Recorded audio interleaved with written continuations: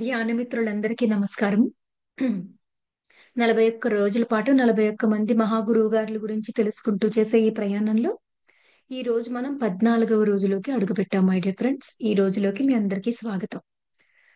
మరి ఈ రోజు మనం నేర్చుకోబోతున్న ఒక మహాగురువు గారు పేరు ఏంటంటే టిబెట్ కి సంబంధించి టిబెట్ దేశానికి చెందిన లోప్సాంగ్ రంపా అనే గొప్ప యోగి. ఆయన ఎంత గొప్పవారంటే ఆయన జీవితం అంత తేలికైనది కాదు. ఎన్నో కష్ట నష్టాలు, ఒడిదుడుకులు, తెలియని, ఊహించని మార్పులకి లోనవుతూ ఉన్నా కూడా ఆయన కరుణని, ఆయన లక్ష్యాన్ని ఎప్పటికీ కూడా వీడకుండా ఆయన ఎంతో జ్ఞానాన్ని ఈ ప్రపంచానికి అందించారు. మరి నాకు లోబ్సాంగ్ రంపా గారు ఎలా తెలుసంటే నా గురువు గారైన బ్రహ్మర్షి పితామహ పత్రిజీ ద్వారా. మరి పత్రిజీ ఆయన ఇంకా మా గురువు గారైన పత్రిజీ ఆయన ఇంకా సదానంద యోగిని కలుసుకోక ముందే ఆయన ధ్యానంలో ఒక గడ్డంతో ఒక వ్యక్తి కనిపించి, నా పేరు లోబ్సాంగ్ రంప, నువ్వు నా పుస్తకాలన్నీ చదువు అని చెప్పారట. అప్పుడు ఆయన లోబ్సాంగ్ రంప ఆయన రాసిన పుస్తకాలు ఉన్నాయా అని చెప్పి వెళ్ళి మొత్తం లైబ్రరీలో వెతుక్కుని ఆయన రాసిన అన్ని పుస్తకాలు 19 పుస్తకాలు ఉన్నాయండి. మొత్తం అన్ని పుస్తకాలను పత్రి సార్ చదవడం జరిగింది. లోబ్సాంగ్ రంపా గారు రాసిన ఆ పుస్తకాలు చదవడం ద్వారా నాకు మొత్తం సమగ్రంగా ఆధ్యాత్మిక శాస్త్రం అంతా కూడా అర్థమైంది అని గురువు గారు ఆయన నోటి ద్వారా ఎన్నోసార్లు చెప్పారు. ఆయన మొత్తం అందరికీ కూడా తప్పకుండా అన్ని పుస్తకాలు చదివినా చదవకపోయినా యూ ఫర్ ఎవర్, దివ్య నేత్రము, ఈ పుస్తకాలు తప్పకుండా చదవండి అని చెప్పేవారనమాట. అలా నేను నా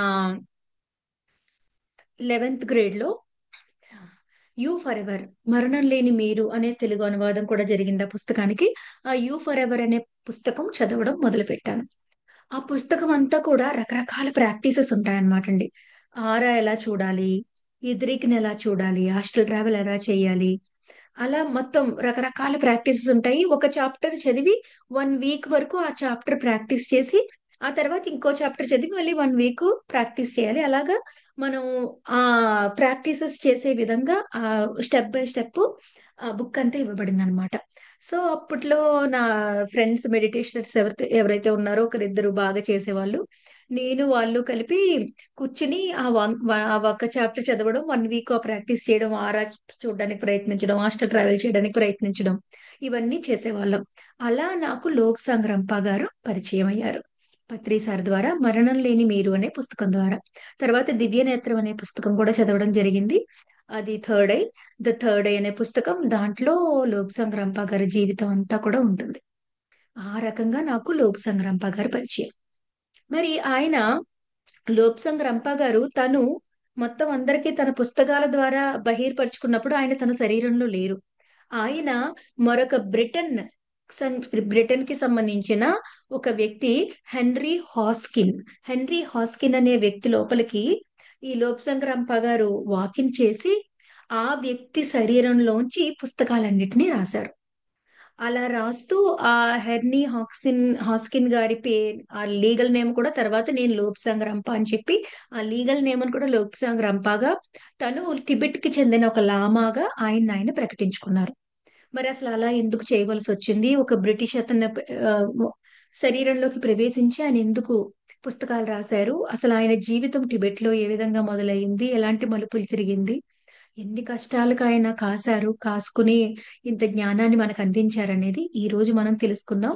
ఆయనకి మన మనస్ఫూర్తి నమస్కారాలు, కృతజ్ఞతలు తెలుపుకుందాం. ఆయన చిన్నతనానికి వస్తే కనుక లోబ్సాంగ్ రంపా గారు ఒక టిబెట్ లోని ఒక చాలా ఉన్నతమైన ధనవంతుల కుటుంబంలో, ఉన్నత అధికారుల కుటుంబంలో జన్మించారు. వాళ్ళ నాన్నగారు అక్కడ ఉన్న గవర్నమెంట్ లో హయ్యర్ అఫీషియల్స్, అంతేకాదు చాలా ధనవంతులు.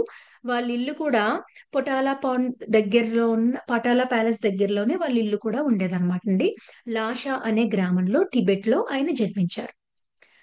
అయితే అక్కడ టిబెట్ లో ఎలా ఉండేదంటే అండి, ఆ బిడ్డ పుట్టగానే అక్కడ నమ్మకానికి అనుసారం వాళ్ళు జాతకాన్ని చూపిస్తారనమాట.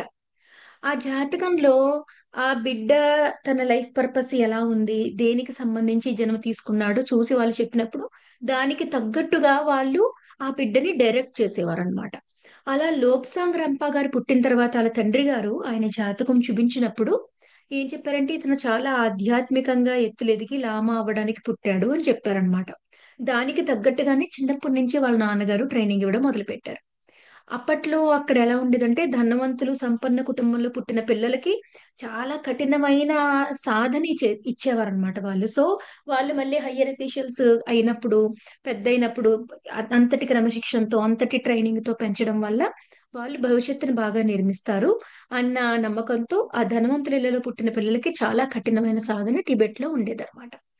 అలా ఆయన చిన్నప్పటి నుంచి 4 సంవత్సరాల నుంచి 7 సంవత్సరాల వయసు వరకు గుర్రపు స్వారీ చేయడము, మార్షల్ ఆర్ట్స్ చేయడము, పెద్ద పెద్ద కర్రలు ఉంటాయి. ఆ కర్రల మీద అడుగులు వేసి ఆ కర్రలతో పట్టుకుని ఆకాశంలో ఎత్తుగా నడవడము. అలాగే ఆ రకరకాల ఆసనాలు వేయడము. ఆ కొండ మీద నుంచి కైట్స్ ఎగరేయడము. కైట్స్ ఎగరేయడం అంటే మనం అనుకునేలాంటి కాగితం కైట్స్ కాదనమాట అండి. ఒక పల్చని చెక్క పెట్టెలా తయారు చేస్తారు. ఆ చెక్క పెట్టెకి రెక్కలు ఉంటాయి. ఆ ఆ లోపల వీళ్ళు ఉంటారనమాట. ఉండి ఆ రెక్కలకిను వీళ్ళు పట్టుకోవడానికి ఒక చిన్న చిన్న పిల్లర్ ఉంటుంది. ఆ రెక్కల్ని కంట్రోల్ చేసే తాళ్ళు ఉంటాయి. వాటితో ఆ పెట్టెతో కొండ మీద నుంచి దూకుతారనమాట. దూకి అదే కైట్ వాళ్ళకి. ఆ రెక్కల్ని ఇలాగా ఆ పోల్ని పట్టుకుని ఆ రెక్కల్ని సరిచేస్తూ వాళ్ళు ఎగరాలన్నమాట అండి. ఆ కైట్ ఫ్లయింగ్ అనేది చాలా టఫ్ థింగ్. అది ఆ కైట్ ఫ్లై చేయడము. అలా మొత్తం అవన్నీ కూడా 4 నుంచి 7 సంవత్సరాల వయసులో ఆయనకి కఠోరమైన సాధన ఎంతో క్రమశిక్షణతో వాళ్ళ నాన్నగారు ఇచ్చారనమాట అండి. ఇచ్చిన తర్వాత ఈ అబ్బాయి జాతకం ప్రకారం మరి గొప్ప ఆధ్యాత్మికవేత్త అవుతాడని ఉంది కదా. అందుకని 7 సంవత్సరాల వయసులో ఒక చిన్న సంచి ఆయనకి తగిలించి ఆయన్ని ఆ చాక్పూరి లామాసరికి పంపించేశారు. ఆ చాక్పూరి లామాసరి ఆ మొనాస్ట్రీ ఎలా అంటే అండి ఒక మెడికల్ స్కూల్ అనమాట అండి అది. ఆ మొనాస్టిక్ మెడికల్ స్కూల్ అన్నమాట. అతను ఒక మెడికల్ డాక్టర్ అవుతాడు, స్పిరిచువల్ డాక్టర్ అవుతాడని జాతకంలోకి చూపించి ఆ చాకుపూరి లామాసరి మెడికల్ స్కూల్ కి పంపించేస్తారు. పంపిస్తే ఆ పర్టికులర్ ఆ లామాసరిలోకి లోపలికి రావాలంటే ఆ యూనివర్సిటీలోకి లోపలికి తీసుకోవాలంటే చాలా కఠినమైన రూల్స్ ఉంటాయన్నమాట. ఎంత కఠినమైన రూల్స్ అంటే ఆ అబ్బాయిని అక్కడే మొత్తం 3 రోజుల పాటు గేట్ దగ్గర వదిలేస్తారు. ఆ గేట్ దగ్గర ఆహారం లేకుండా ఏమీ లేకుండా ఎముకలు కొరికే చలిలో కాసుకుని అక్కడి నుంచి వెళ్ళిపోకుండా అక్కడే నుంచుని అందులోనికి అనుమతి సంపాదించుకోవాలన్నమాట. కఠినమైన పరీక్ష అనమాట అండి చాలా. ఆ 7 సంవత్సరాల వయసులో అంత కఠినమైన పరీక్షని ఎదుర్కోవడం అనేది మాటలు కాదు. మరి ఆయన అంత కఠినమైన పరీక్ష ఎదుర్కొని ఆ చలికి ఉండి ఆహారం లేక తిండి లేక నీరు లేకపోయినా సరే అక్కడే ఉండి ఆఖరికి ఆయన ఎంట్రీ సాధిస్తారు ఆ లామసరిలోకి, ఆ యూనివర్సిటీలోకి. రాసిన తర్వాత ఆయనకి ఒక జుట్టు తీసి ఒక పిలక ఉంచి ఆ మిగిలిన హెయిర్ వాళ్ళ ఇంటికి పంపుతారనమాట. అది పెద్ద ఆనర్ అనమాట అండి. అంటే వాళ్ళ బిడ్డ తిరస్కరించి పడకుండా జాయిన్ అయ్యాడు అనేది ఒక పెద్ద గొప్ప థింగ్ అనమాట. తిరస్కరించబడితే ఫెయిల్ అయిపోతే గనక అందులో వాళ్ళు వెళ్ళకపోతే అదొక అవమానం వాళ్ళకి. అది అందులోకి వెళ్ళాడని చెప్పేసి పంపిస్తారనమాట. అయితే ఇంత కఠినమైన పరీక్ష అయ్యి లోపలికి వెళ్ళేసరికి అక్కడ గురువు గారు లభిస్తారు. ఎంతో మంది ఉంటారు. అందులో ఒకానొక గురువు గారు లోబ్ రంపాని తను కేర్ చేయడానికి తన శిష్యుడిగా స్వీకరిస్తారు. ఆ గురువు గారి పేరే లామా మింగ్యార్ దోండూప్ గారు. ఈ లామా మింగ్యార్ దోండూప్ గారు ఎంతో మహానుభావుడు, మహాసిద్ధుడు అనమాట ఆయన. ఎంతో కరుణతో ఇంచుమించు లోక్ సంగ్రంప గారికి తల్లి తండ్రి ఆయనే అయిపోతారనమాట అండి. అయిపోయి ఎంత ఎంత సాధనలు చేస్తారటే ఆయన చేత 7 సంవత్సరాల వయసు నుంచి ఆ ధ్యానం గురించి, హీలింగ్స్ గురించి, ఆస్ట్రాలజీ గురించి, కఠినమైన డిసిప్లైను, గాఢమైన సాధనలు, వైద్య శాస్త్రం గురించి ఎన్నెన్నో విషయాలు ఆయనకి నేర్పిస్తారనమాట. ఆయన చేత ఎలాంటి సాధనలు చేస్తారంటే ఒక క్యాండిల్ పెడతారనమాట తల మీద. ఒక దీపం లాంటిది పెడతారు. అదంతా అయిపోవడానికి ఒక చిన్న ప్లేట్ ఉండి అందులో క్యాండిల్ ఉంటుంది. అది తల మీద పెడితే అదంతా అయిపోవడానికి ఒక గంట సేపుతో మొదలెడతారు. ఆ గంట సేపు ఇంకా అలా కూర్చోవాలన్నమాట. ఆ క్యాండిల్ కింద పడకూడదు, జరగకూడదు. అలాగా ఆయన 15 గంటల వరకు కూడా కదలకుండా కూర్చునేంత సాధన ఆయన 8 ఏళ్ల 7 ఏళ్ల వయసులోనే చేస్తారనమాట. అంటే 15 గంటల వరకు ఆ కొవ్వొత్తంతా అయిపోయే వరకు ఆయన గాఢమైన ధ్యాన ముద్రలో కొంచెం కూడా కదలకుండా కూర్చునేవారనమాట. అలాంటి ఎన్నెన్నో సాధనలు చేసిన తర్వాత ఈయనకి చిన్నప్పటి నుంచే కూడా క్లెయిర్ వాయన్స్, డ్రీమ్స్ రావడము, ఫ్యూచర్ కనిపించడము, అలా ఎన్నెన్నో నేచురల్ ఎబిలిటీస్ తో ఉండేవారు అనమాట. ఈయన చాలా క్లెయిర్ వాయన్స్ అయితే చాలా ఎక్కువగా ఉండేది ఆయనకి. ఈయన గురించి అప్పట్లో 13వ దలైలామా ఉండేవారు. ఆ 13వ దలైలామాకి తెలిసి ఎప్పటికప్పుడు ఆ అబ్బాయి ఏం చేశాడు, ఈ స్టెప్ నేర్చుకున్నాడా, ఆహా ఇంతసేపు కూర్చున్నాడా అని చెప్పి పిలిచి ఆ అబ్బాయి గురించి వివరాలు ఎంతో శ్రద్ధగా కనుక్కుంటూ ఉండేవారట. అయితే ఇలా ఈయన సాధన సాగుతుండగా 8 ఏళ్ల వయసులో ఆయనకి థర్డ్ ఐ సర్జరీ చేస్తారనమాట అండి. అక్కడ టిబెటన్ మెథడాలజీ ప్రకారం మొత్తం ఈ ఫోర్ హెడ్ దగ్గర ఓపెన్ చేసి ముందు కళ్ళకు గంతలు కట్టేస్తారు. కళ్ళకు గంతలు కట్టేసి 3 రోజుల పాటు పూర్తిగా చీకటి గదిలో కళ్ళకు గంతలు కట్టుకుని ఉండాలి.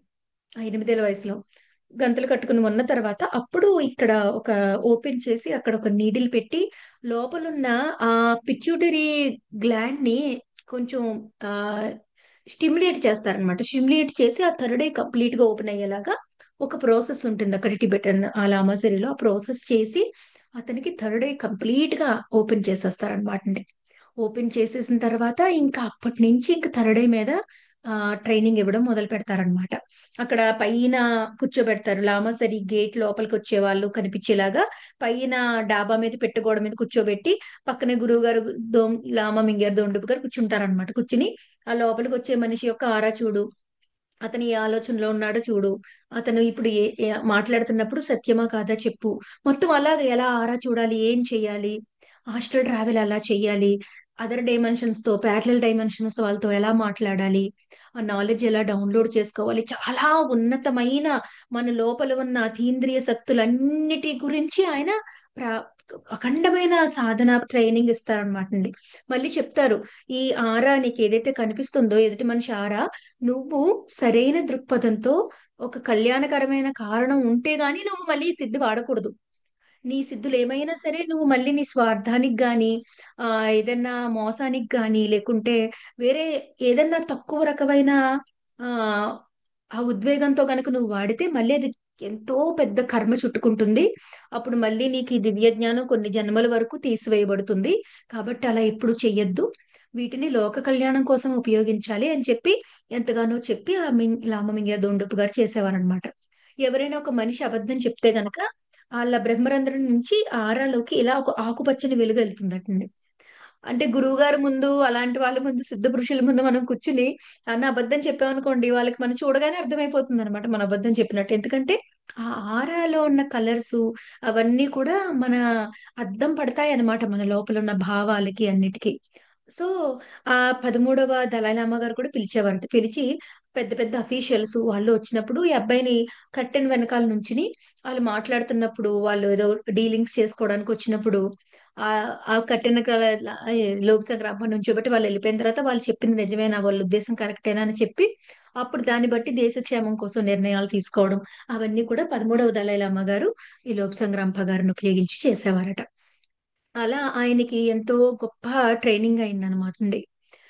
సో అలాగా చక్కగా ఎన్నో ఎన్నో ట్రైనింగ్లు అయిపోయిన తర్వాత అక్కడి నుంచి మళ్ళీ గాంగ్టన్ యూనివర్సిటీకి కూడా ఆయన్ని పంపించారు. అక్కడ గాంగ్టన్ యూనివర్సిటీలోకి వెళ్ళి మళ్ళీ అక్కడ వాళ్ళందరికీ కూడా హీలింగ్స్ నేర్పించడము, అలా ఎన్నో యూనివర్సిటీలకి తిరగడము, ఎంతో గొప్ప సేవ చెయ్యడము. హీలింగ్స్ లో అయితే ఆయనకి న్యాచురల్ గానే ఏ హెర్బ్ ఏంటి, దాన్ని చూడగానే దాని ఆరా కనిపించడం, దాని ఇన్ఫర్మేషన్ అంతా తెలియడం, దాన్ని ఎలా వాడాలో అర్థం అవ్వడం, ఆ హీలింగ్స్ లో అది కూడా చాలా హైలీ క్వాలిఫై అయిపోయారు అనమాట ఆయన.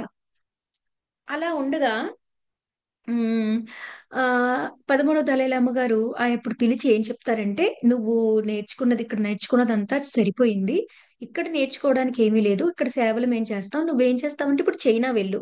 చైనా వెళ్ళి అక్కడ ఇంకా ఆ ఆధునాతికమైన సైన్సెస్ ఏవైతే ఉన్నాయో అవి కూడా నువ్వు నేర్చుకుని వాటిని వీటిని జోడించి అందరికీ అర్థమయ్యేలాగా నువ్వు మొత్తం ప్రపంచానికి తెలియజేయాలి. అదే నీ జీవితానికి పరమార్థం అని చెప్పేసి ఏం చేస్తారంటే ఈ అబ్బాయిని చైనాకి పంపిస్తారనమాట.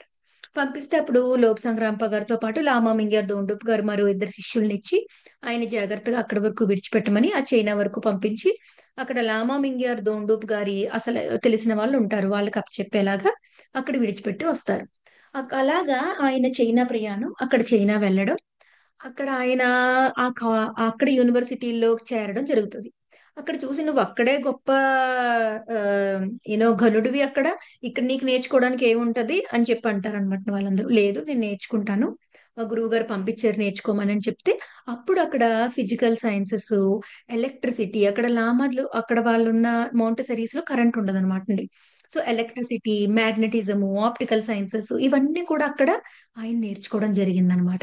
ఆ మ్యాగ్నెటిజం గురించి అయితే, ఆ మ్యాగ్నెట్ ఇలా కనిపిస్తే ఆ మ్యాగ్నెట్ చూపించగానే దాని చుట్టూ ఉన్న అయస్కాంత క్షేత్రం అంతా ఈయన ధరుడైతే చూసేయగలిగేవారు. సో ఇంకా చాలా సునాయాసంగా అవన్నీ నేర్చేసుకున్నారనమాట ఆమె. అంతేకాదు, వాళ్ళకి తెలియని ఎన్నో ఈయన నేర్పించడము, ఈ అధునాతకమైన ఈ ఎలక్ట్రిసిటీ వీటన్నిటి గురించి ఈయన నేర్చుకోవడం, అలా మొత్తం అక్కడ సాధన జరిగిన తర్వాత, అక్కడ ఒకసారి ఏరోప్లేన్ ఉంటది అనమాట. ఏరోప్లేన్ చూస్తారు. చూసిన తర్వాత కొంతసేపటికి ఆయన నడిపేయగలుగుతారనమాట. ఎందుకంటే ఆయన అక్కడ కైట్లు చిన్నప్పుడే నేర్చుకున్నారు కదా. సో దాని యొక్క శాస్త్రం అంతా ఆయనకి తెలుసు. తెలిసి వెంటనే పైలట్ కింద దాన్ని నడిపేయగలుగుతారు. అయితే అలా చేసేటప్పుడు, డ్రైవ్ చేసేటప్పుడు ఏమవుతుందంటే, అప్పుడు జపాన్ చైనాని ఆక్రమించుకునే రెండో ప్రపంచ యుద్ధం జరిగే సమయం అనమాట అది. ఆ సమయంలో ఆ ఫ్లైట్ క్రాష్ అయ్యి ఒక చోట పడిపోతారు. పడిపోతే అక్కడ చైనా ఆర్మీ ఈయన్ని పట్టేసుకుంటది అనమాట. పట్టేసుకుని ఈయనకున్న ఈ ఎబిలిటీస్ గురించి అంతా తెలిసి, ఆ ఎబిలిటీస్ అన్నిటిని ఆ శత్రువుల స్థావరాలు తెలుసుకోవడానికి, దానికి దీనికి ఇలాంటి వాటన్నిటికీ ఉపయోగించుకోవాలన్న ఉద్దేశంతో ఆయన్ని హింసలు పెట్టడం మొదలు పెడతారండి. అసలు ఆ పుస్తకం చదువుతుంటే మన వల్ల కాదనమాట. చదవడానికే ఎంతో ఎంతో కష్టంగా ఉంటుంది. మొత్తం సిగరెట్ తో ఆయన ఒళ్ళంతా కాల్చేసి, ఆయన ఎముకలు విరగ్గొట్టి, ఆయన తలకిందులుగా వేలాడదీసి కింద నుంచి మంట పెట్టి, ఒక రకమైన హింస కాదు, చాలా రకాలైన నానా రకాలైన హింసలు ఆయన పెడతారనమాట. ఆయన ఎంత హింసించినా సరే ఆయన ఎబిలిటీస్, ఆయన ఎంత హింసనైనా భరిస్తారు కానీ ఆయన ఎబిలిటీస్ మట్టుకు వాడరనమాట. ఇంకెంతలాగైతే ఇంకా తాళ్ళతో కట్టేసి ఆయన్ని పడేయడము, వాళ్ళు తినేసిన తర్వాత ఆ ఎంగిలి మెతుకులు వేయడము, బొద్దింకలు ఎలకలతో ఉన్న రూమ్ లో ఆయన పెట్టడము, ఒక్క హింస కాదండి, చాలా రకాల హింసలు ఆ చైనా ప్రిజన్ లో ఆయన అనుభవిస్తారనమాట. ఎంతో నరక బాధలు అనుభవిస్తారు ఆయన. ఆ హింస అంతా పడ్డ తర్వాత అక్కడ చాలా మంది శవాలు ఉంటాయన్నమాట. గుట్టలు గుట్టలుగా, ఆ రెండో ప్రపంచ యుద్ధం జరిగే సమయం అంటే మీరు ఊహించుకోండి. గుట్టలు గుట్టలుగా ఇవన్నీ ఉన్నప్పుడు ఆయన ఏం చేస్తారంటే, ఆ సమాధుల్లో శవంలాగా ఈయన కూడా కలిసిపోయి ఆ కుళ్ళిపోయిన శవాలతో, ఆయన అక్కడ చిన్నప్పుడు ఉన్న కఠినమైన ట్రైనింగ్ వల్ల ఎన్ని గంటలైనా కదలకుండా ఉండడం వచ్చింది కదా ఆయనకి. అలా కదలకుండా వాటిలో శవాల్లో శవంలాగా మారిపోయి ఆయన అక్కడి నుంచి చాలా కష్టం మీద బయటపడతారనమాట. బయటపడి ఒక చోకట తెలిసిన ఫ్యామిలీలోకి వెళ్తే, వాళ్ళు మొత్తం ఆ వూండ్స్ అన్ని కొంచెం హీల్ చేస్తారు ఒక రోజు. హీల్ చేసి మళ్ళీ వాళ్ళని ఈ జపాన్ వాళ్ళకి అప్పచెప్పేస్తారు ఆయన్ని. ఆ జపాన్ సైనికుల్ని పిలిచి, అసలు ఎందుకు ఇలా చేశారు అంటే, ఇప్పుడు నువ్వు డాక్టర్ కదా, అక్కడ జపాన్ సైనికులకి నీ అవసరం ఉంటది, అందుకని అప్పచెప్పేశామని. ఇంకా దేశం కాని దేశం, తెలియని ప్రజలు, హింస, అందరూ స్వార్థానికి వాడుకునే ప్రజలు అనమాట అలాగా. మళ్ళీ ఆ జపాన్ వాళ్ళు పెట్టే హింసలు అన్ని ఇన్ని కాదు, ఎన్నో ఎన్నో హింసలు పెడతారు. పళ్ళు పీకేయడము, చాలా రకాల హింసలు పెడతారనమాట అండి. హింసలు పెట్టేసి మళ్ళీ ఆయన డాక్టర్ అని తెలుసుకుని అక్కడున్న ఆర్మీకి ఇది చెయ్యమని చెప్పేసి, సేవ చేయమని చెప్పేసి ఆయన అక్కడ వదిలేస్తారనమాట. ఆర్మీకి సేవ చేయమని వదిలేస్తే అక్కడ ఎటువంటి ఎక్విప్మెంట్స్ ఉండవు. అక్కడ దొరికిన మూతల్ని కట్ చేసి పదును పెట్టుకుని, వాటినే బ్లేడ్స్ కింద, వాటినే బ్యాండేజెస్ కింద ఉన్న క్లాత్స్ నే పెట్టుకుని, అక్కడ ఉన్న హెర్బ్స్ తో మొత్తం వాళ్ళందరికీ మళ్ళీ వైద్యం చేస్తూ, అలా ఎలా గడిచిందో తెలియకుండా వెళ్ళిపోతుంది అనమాట అండి. అక్కడ ఆ జపాన్ వాళ్ళు ఆయన్ని పెట్టిన హింసలకి నాకు అది చదువుతున్నప్పుడు అనిపించింది. అందుకే అక్కడ రెండో ప్రపంచ యుద్ధంలో హిరోషిమా నాగసాకి అంత పెద్ద దెబ్బ ఆ దేశానికి తగిలిందేమో, సాధువుల్ని హింసించింది ఎక్కడికి వెళ్తది అని చెప్పేసి అక్కడ ఎంతో హింసిస్తారనమాట అండి. ఆయన ఎక్కించి ఇంకా చంపేద్దామని చూసి అందరినీ ఎలాగ అంటే, అదొక ఆట అనమాట. ఎంత ఎక్కువ హింసిస్తే వాళ్ళకంత జాయ్. అక్కడ ఆ లేడీస్ అందరినీ మానభంగాలు చేయడము, అలా ఎంత క్రూయల్ గా చేస్తే, ఎంత నీకంటే నేను క్రూయల్ గా చేశాను, నాకంటే నువ్వు ఎక్కువ హింసించావని హింసించడంలో పోటీలు పెట్టుకుని ఆనందించే మనుషులు అనమాట అండి. అలాంటి చోట్ల ఆయన పడిపోతారు. ఆ పడిపోయిన తర్వాత అక్కడ అప్పుడు ఆ హిరోషిమా నాగసాకి మీద బాంబు వేసినప్పుడు ఆ బ్లాస్ట్ అయినప్పుడు ఆ కొంత దూరంలోనే ఈయన కూడా ఆ విలేజ్ కి కొన్ని కొన్ని మైళ్ళ దూరంలో ఉంటారనమాట. ఆ ఆ దుమ్ము లేవడము అదంతా కూడా ఈయన కూడా చూస్తారు. ఆ ఎఫెక్ట్ వల్ల జరిగిన కల్లోలంలోంచి మళ్ళీ ఈయన అక్కడి నుంచి తప్పించుకోగలుగుతారనమాట. తప్పించుకుని అక్కడి నుంచి ఎన్నో చోట్లకి వెళ్తారనమాట అండి. అక్కడి నుంచి రష్యా వెళ్తారు, కొరియా, అమెరికా, ఆఖరికి లండన్ చేరుకుంటారు. ఈ ప్రయాణంలో ఎన్నెన్నో కష్టాలు పడతారు ఆయన. ఎన్ని కష్టాలు పడినా కూడా ఆయన ఎబిలిటీస్ ని దేనిని కూడా ఆయన స్వార్థానికి గాని ఎవరికి స్వార్థానికి గాని ఒక్కసారి కూడా ఉపయోగించలేదన్నమాట. అసలు నాకైతే అనిపించింది ఇన్ని కష్టాలు పడితే ఎవరైనా అన్ని కష్టాలు పడి బ్రతకడం కంటే చచ్చిపోతారనమాట అండి అసలు. అంత అంత తట్టుకోలేనన్ని భరించలేనన్ని కష్టాలు.